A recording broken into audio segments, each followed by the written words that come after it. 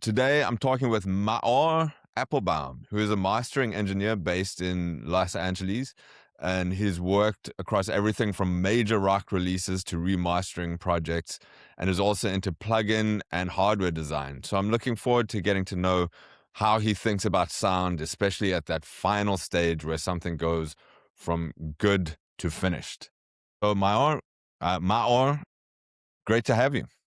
Thank you. Thank you for having me on the podcast.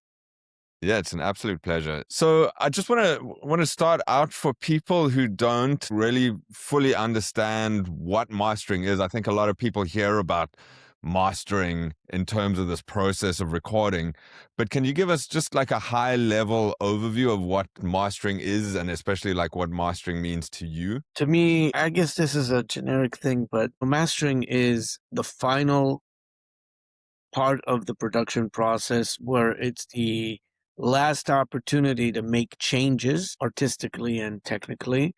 And it's the last creative and technical process before a song is released, either released for media like on streaming or digital platforms, or given to a pressing plant to manufacture a CD, or a vinyl given to a cutter to cut the lacquer and create a vinyl, later on press vinyl, or also same with cassettes and even video too.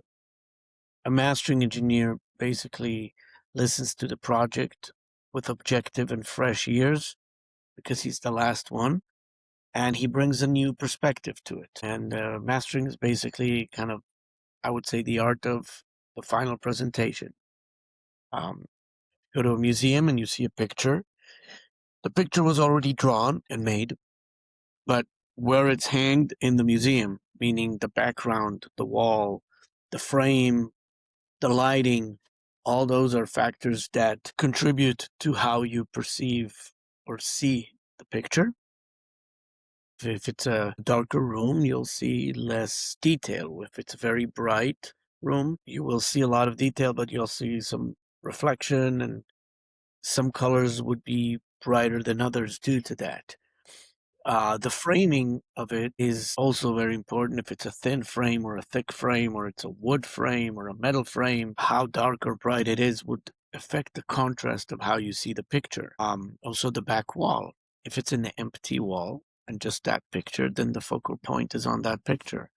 If the wall has a texture to it and a color to it or a shade, it will affect as well how you see the picture. And if you have a bunch of pictures on the wall, then now it's part of a wall that has a Ah, lot of pictures. It's compiling the pictures, more like an album yeah, or an yeah, yeah. EP. So mastering is done for singles, EPs, albums, compilations, sometimes demos too, to represent something to make it sound better. So, just for a little bit of context, because like some people who are watching this really like almost have like very little idea. Basically, to put it in like very literal terms, it's people that are sending you usually a stereo track, and then you're listening very hard to that stereo track, and the there are a lot of constraints that you're working with. But basically, your idea is like your main tools of the trade, as far as I can understand, are compression and EQ. Is that correct? Not only there's compression, there's limiting, which is what gives the volume to. There's EQing. There's clipping if you want. You can clip. There's different types of compression, of course. There's saturators. There's multiband compressors, which act as something between a compressor and a bunch of EQs together. Um, there's stereo imaging tools for widening and depth. There's tools that are coloration tools, meaning they impart a certain tone that you can apply, rather with saturation or with not, but just a certain type of sound. And it's not just one EQ. You can have different EQs doing different things. Same with different compressors and limiters. They could be both in hardware or software. When it comes to hardware, then there's also converters involved. the type of converters and how they affect the sound, and if you have a console or not, clocking or not. So yeah, there's quite a bunch of tools that you can play with. I've heard mastering being called the dark art, and I can identify with it because it's just something like I'm a musician and I understand what value mastering brings to the table, but it's not something that I can do myself. It requires like a very specific kind of way of listening and a very specific skill set in terms of how you hear things. Like your ears are hyper attuned to something like compression or limiting or EQ. Like you'll probably be able to tell me, oh, this is happening at 8,000 hertz or whatever, and I'll be like, I didn't even hear that.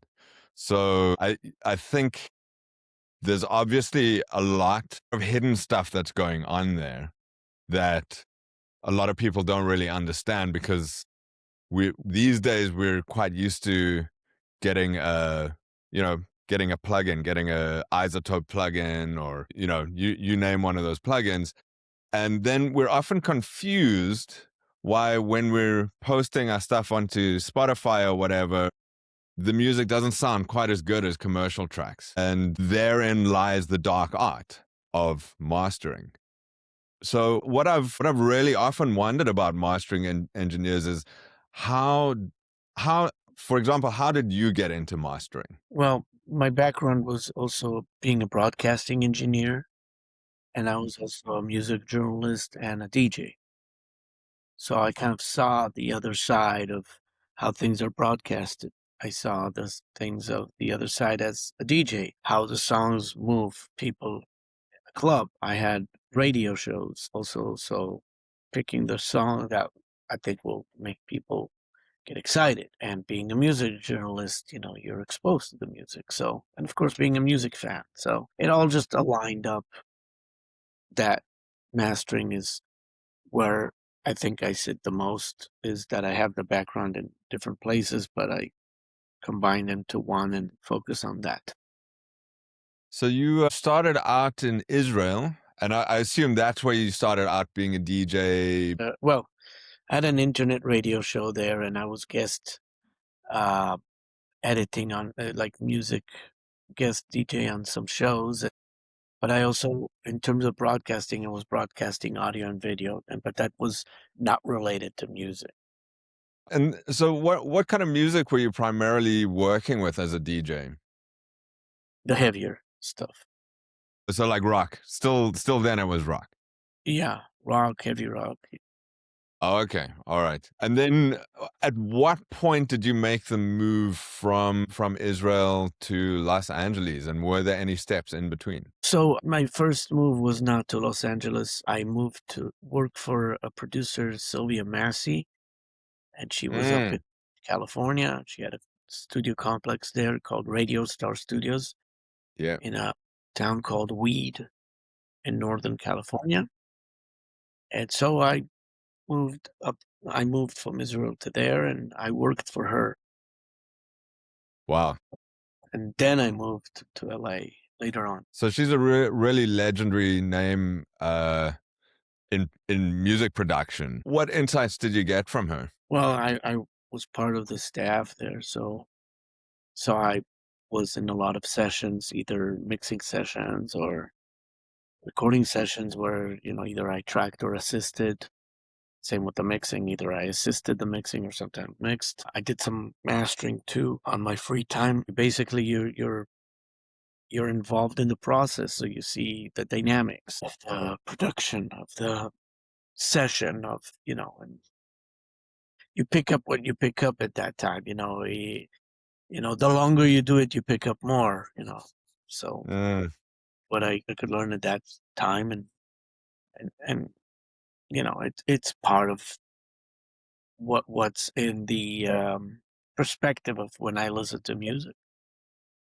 yeah, sure, sure. So, with that in mind, when you are listening to a piece of music, let's say you're listening to a track that hasn't been mastered yet, what are you listening out for? That's a very good question. I'm listening for balances. If the instrumentation's balances are good, unless something is poking out too much, And sometimes there's a concept behind that, but I'm listening for the overall and then overall tone.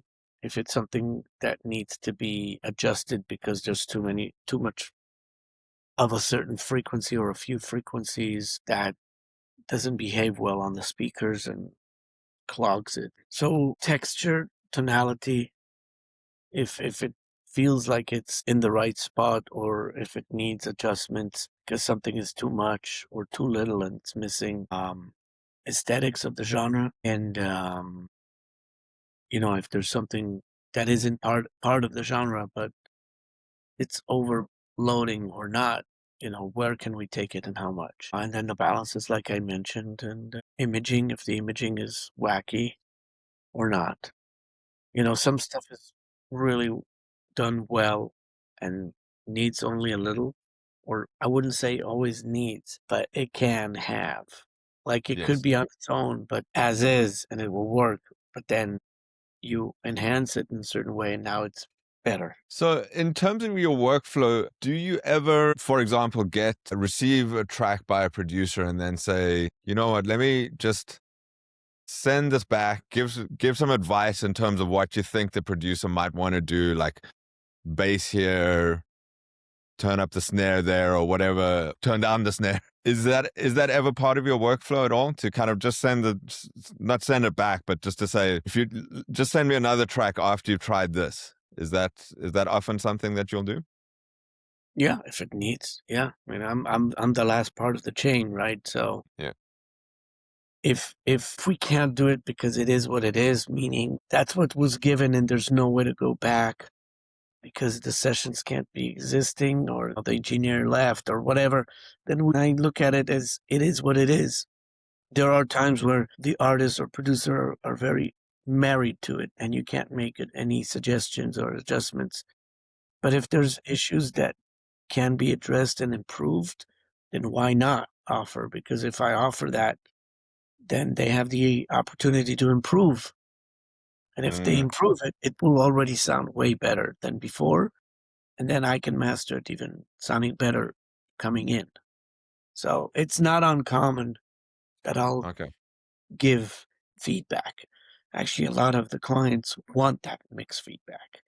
Yeah, absolutely. I know when I've had the opportunity to have my work mastered, I always ask for feedback because I tend to think that, like I've been saying, I think mastering engineers just have like a different way of hearing that is so useful. And what I've noticed a lot with mastering engineers at the moment is they'll often accept stems as well. I don't know if that's something that you use as part of your workflow. In my workflow, I prefer not to because to me, working with stems is like submixing it Mm, and every little thing can change the balance. And I prefer that to come from the band where they agreed on the balance. And if we need to make adjustments, then I can at least say, or they can figure out if they need more vocals or more or less or more bass or whatever instrument they want to add or subtract in level, or, they can do it based on the feedback I give or the response to what they hear from the mastering. yeah, that makes sense. So otherwise, you might end up stepping on too many toes, I suppose. Well, with stem mastering, you're opening possibilities to work it better because you have separation, but at the same time, you're opening a possibility to rearrange the mix in a way that they might not like, and you're gonna Yeah. go in oops sometimes to make adjustments on each little thing, and it becomes a mix session in a way, a mix Yeah, master. exactly. So I've seen you've been working with some like really high profile, almost like from my perspective, like dream projects. Like you've worked with Def Leppard recently, you've worked with people from Faith No More. What's been keeping you busiest lately? A lot of records. I did, like you mentioned, a new song for Def Leppard. I did a record for David J from Bauhaus and Love and Rock. It's like a kind of an experimental record. And I did a record for the band Laibach, a record for Crimson Glory, and I don't remember there's a Voivod. I did a live symphonic. Awesome. for Voivod, and I'm trying to remember what else. I mean, there's a bunch of stuff, a lot of singles. I did a record for Dresden Dolls. I did a record for, Cool.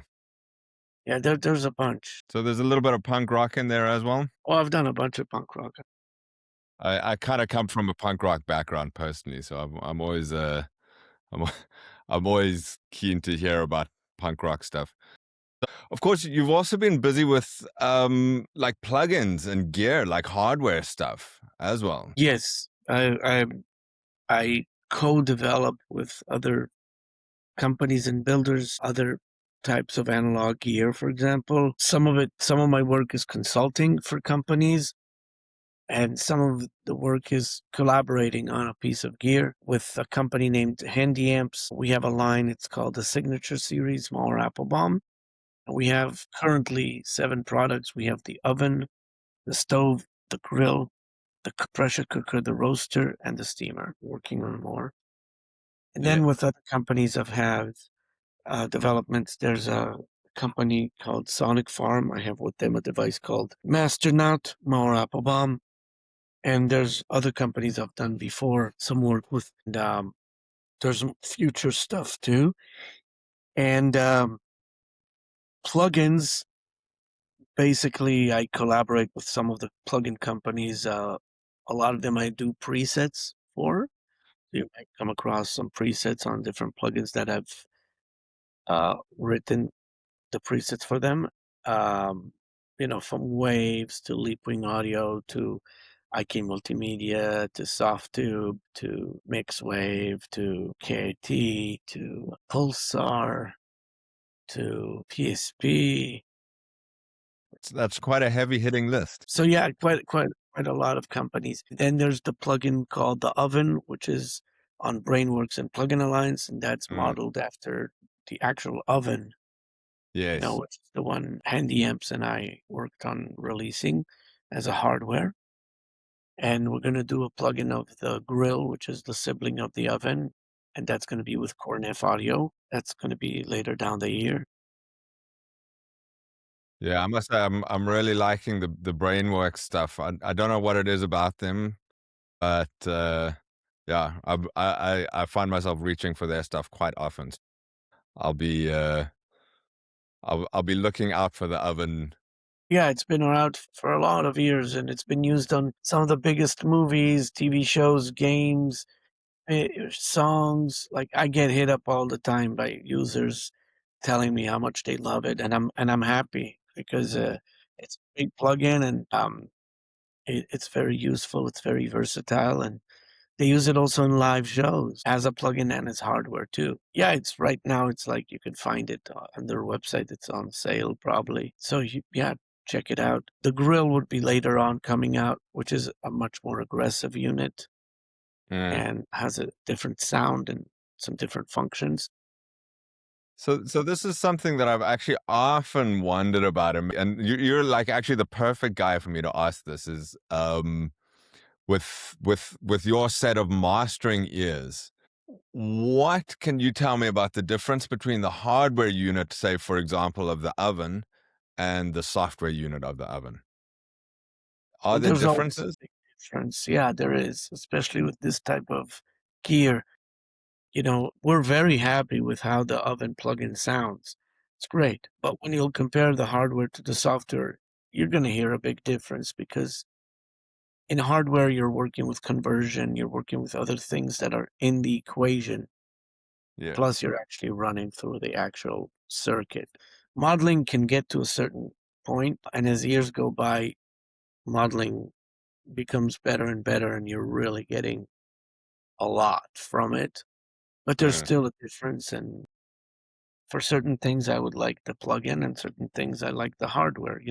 But it's not replacing one. It's just this can do this to a certain degree, and this can have other features that are possible in plugin domain, but they sound differently. So there is a difference, and it's very noticeable, but it doesn't downplay anything.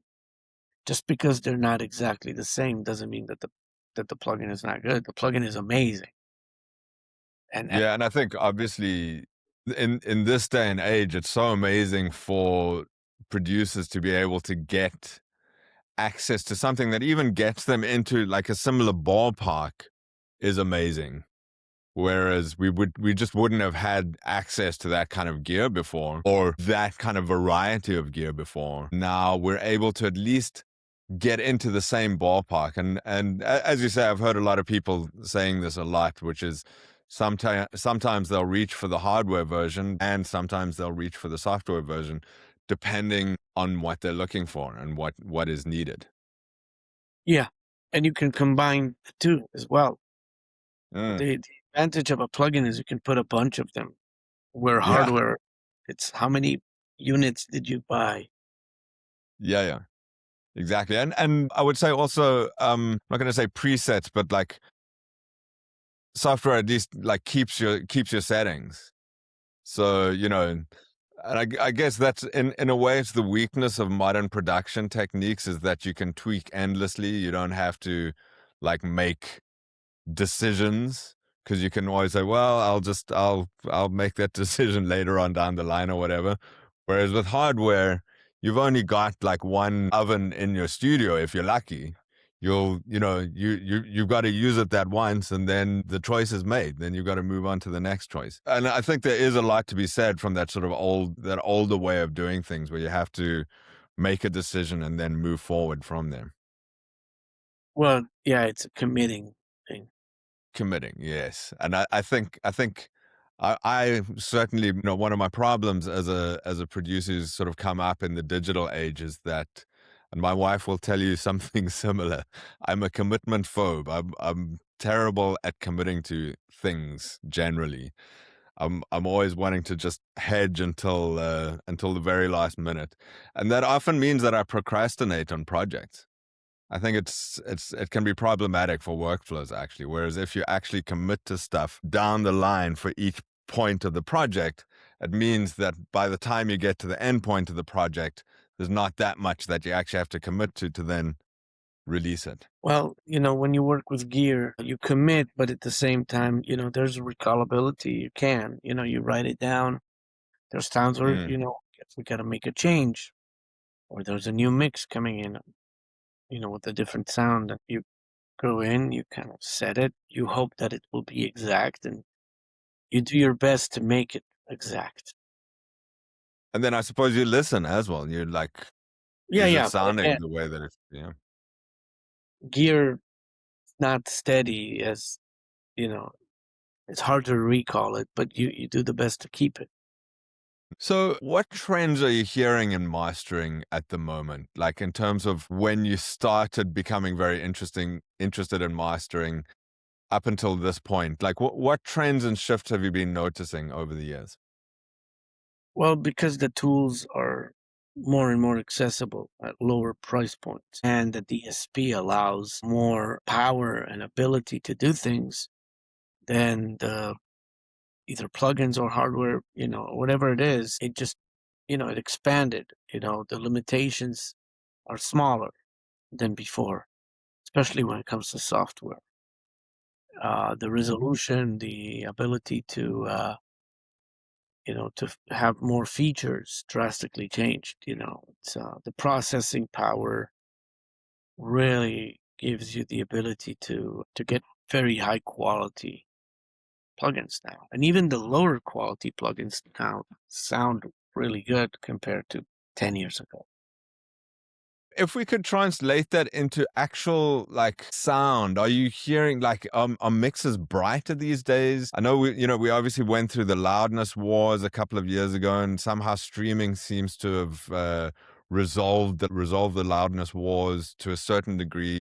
It didn't resolve. Let's not fool each other. Loudness wars were they were in the past. They're still existing, and they'll probably still exist. Just because streaming services had normalized levels, it doesn't mean that people are delivering way lower masters. Actually, the opposite. There's even masters that are louder than 4 years ago, even though there are people now who are more conservative than before, and some like to have more dynamics, but loudness wars haven't gone. It's still considered normal to be in it. And in terms of brighter or not, well, That's a good question because some stuff might be brighter and some not. Some of it is because they're clipping it, or some of it is because they're adding brightness, but there's things that are dark and not as bright, but they're loud. So it's still there. It's not going to go away that soon. And I think the trends sonically are just things are more pushed, more edged, especially certain genres get even pushed more, like really forward. I've seen this trend in like spectral EQ, spectral compression, where like I'm not actually even really sure what that means, to be honest. But it seems like there's almost like new processes being developed that are altering the way that mixes sound in ways that they wouldn't have sounded, say, for example, 20 years ago. Well, because of much more CPU power in in the DSPs, you can do higher calculation counts and processors that are much more complex, like multiband compression and like multiband saturation, like spectral layering and all that stuff. Whatever you want to do, those are possible now. Those are not new technologies. These things existed a long time ago, but they were very heavy on the computing side. So to get better results, you needed a stronger and faster computer. But also it had to do with how things were programmed. And now it's very common to see multiband compression, multiband limiting, multiband exciting, multiband imaging, all those functions that now can be done because the computers are way stronger, faster, have more memory, and the coding was built that way too. So, yeah, the tools are there. They were there before, but not in the same capacity, and especially not the same price point. The day you had to spend thousands of dollars on a multi-band compressor, and now you can spend $40 on a plugin that will do that.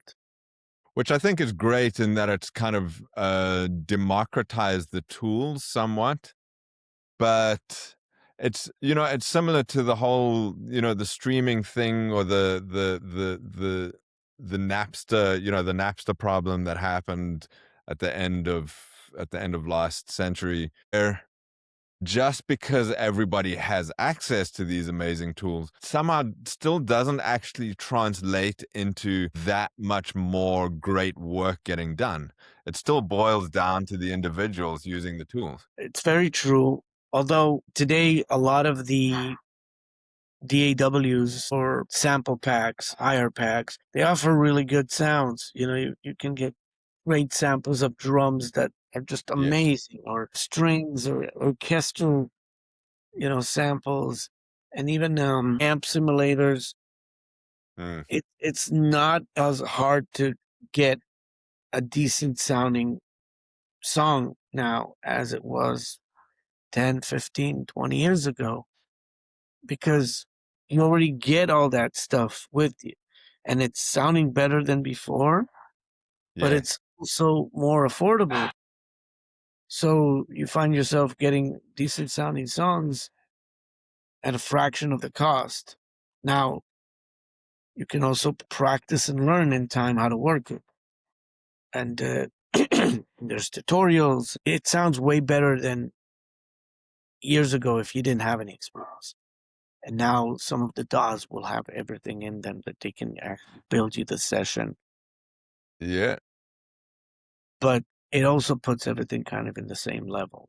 So if you want to Yeah, sound I different, guess it's you got to go further. in some ways it's kind of like the loudness wars for creativity in a way, because like everything is like reaches a certain level of like to like a certain threshold. So but I guess what I often think about is how in the past, like let's say in the 80s, 90s, like let's say pre-Napster and pre-digital recording revolution, the gatekeepers were able to, this is often not spoken about. I mean, obviously I'm a big fan of the democratization of the tools, but on a level, when the gatekeepers were there, like the record labels who were saying, look, we like what you do live, let's put this into, let's put some money into this.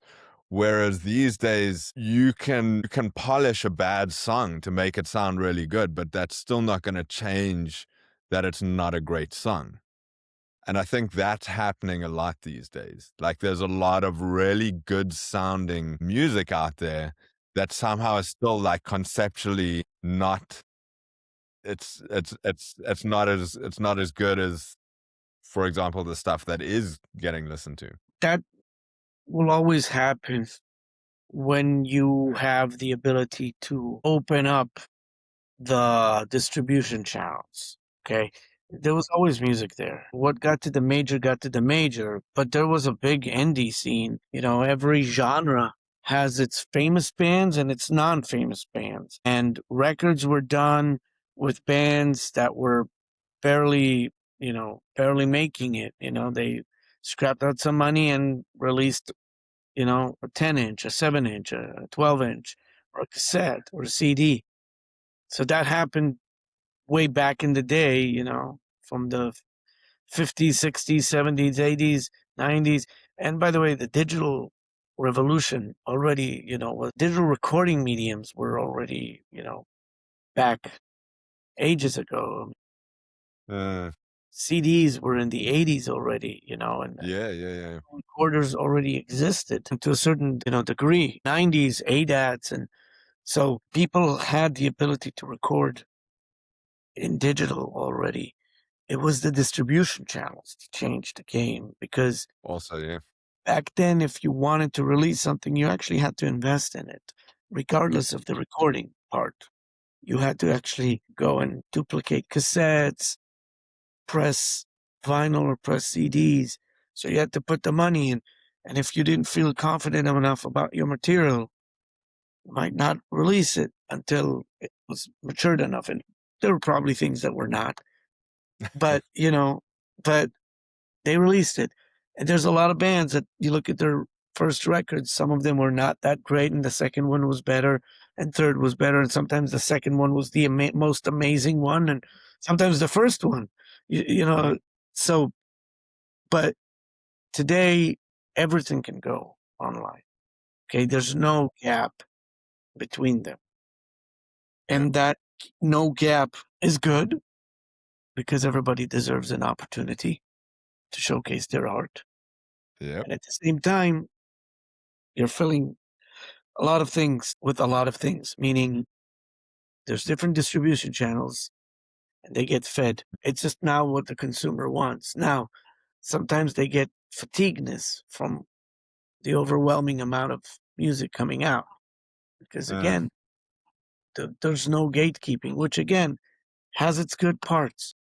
There's a yeah. lot of bands that would not be able to make it without what the streaming services offered. Yes. And nobody would know or buy because they wouldn't be exposed to it. And I think what started that whole exposing thing was MySpace. Mm, Where small bands had a MySpace page, and then they were friends with other people in MySpace. Because they were yeah. friends, they could go and check their music, and they had a playlist there. And that became kind of a community that built by friends on MySpace.